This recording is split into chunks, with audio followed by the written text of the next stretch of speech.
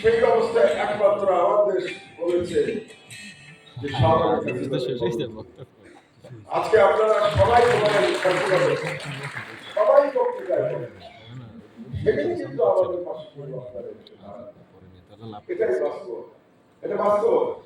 এবং এবং কোন কোন পত্রিকায়, লিডিং পত্রিকায় আমার দেশ বন্ধ হওয়ায় এবং আমি গ্রেফতার হওয়ায় আনন্দ প্রকাশ করা দিনের পর দিন চকশোতে বড় বড় দিকপালরা ডিফেন্ড করেছেন শেখ হাসিনাকে যে আমার দেশকে বন্ধ করা কেন সঠিক কাজ।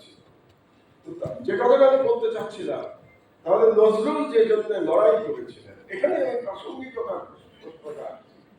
যে নজরুল যে কারণে লড়াই করেছিলেন সেটা আজও প্রসঙ্গ। এই জন্য নজরুল জুলাই বিপ্লবের জন্য প্রসঙ্গ।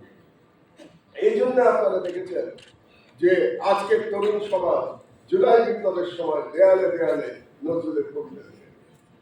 আর নজরুল তো সর্বরকম অন্যায়ের বিরুদ্ধে সর্বরকম সর্বযুগে নজরুল প্রসঙ্গ, এতে কোনো সন্দেহ নাই। তো কাজেই আমি মনে করি এখন একটা সুযোগ এসছে, আমার জুলাই বিপ্লবের ফলে একটা সুযোগ এসছে যে কি কোন সুযোগটা আমরা চাই। আমরা তো চাই না কোনো মিডিয়া বন্ধ, এটা আমরা চাইতে পারি না। আমরা চাই সবার যেন কথা বলার সময়।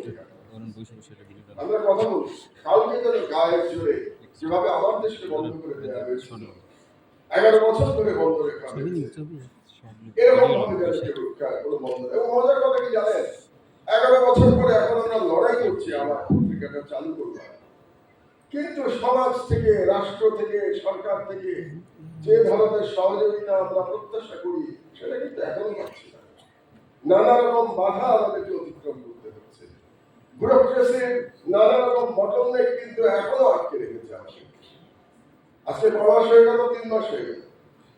আমি তো মনে করি সরকারের দায়িত্ব ছিল তাদের এগিয়ে আসা, তাদের জিজ্ঞেস করা উচিত ছিল আমাদেরকে যে কি লাগবে, আপনাদের পত্রিকাটা বের করার জন্য কি লাগবে। আমি জানি সরকারের বিভিন্ন অংশের সদিচ্ছা আছে, আসিফ নজরুলেরও সদিচ্ছা আছে যে আমাদের বেরো, কিন্তু বের হোক সদিচ্ছা থাকা আর একটা পত্রিকা বের করা যে তার মধ্যে যে পার্থক্য, এটা আসিফ নজরুল সাহেব ভালো জানেন। তিনি মিডিয়ার লোক, তিনি মিডিয়াতে জীবন কাটিয়েছেন, তিনি জানেন যে একটা পত্রিকা বের করা চালানো কত কঠিন। এবং এই যে 11 বছর ধরে এক শেখ হাসিনার দানব সরকার আমার দেশকে বিভিন্ন ভাবে ধ্বংস করে গেছে, সেখান থেকে এখন যে আমরা খুব দ্রুত পত্রিকাটা চালাবো, সেটা চালানোর জন্য যে সহযোগিতা দরকার, সরকারের সকল অংশে সেই সহযোগিতা এখনো নাই। এটা হচ্ছে বাস্তবতা।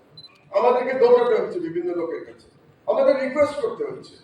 এবং কোন কোন ব্যুরোক্রেট এমন ভাব করছে তারা যেন আমাদেরকে করুণা করছে, তারা আমাদেরকে করুণা করছেন। যদিও আমাদের লড়াই অবশ্যই মূল লড়াইটা ধরেছে তরুণ সমাজ, কিন্তু আমরা যে গত 16 বছর ধরে লড়াই করে গেছি, সেই লড়াইয়েই তো আলটিমেটলি শেখ হাসিনার পতন হয়েছে।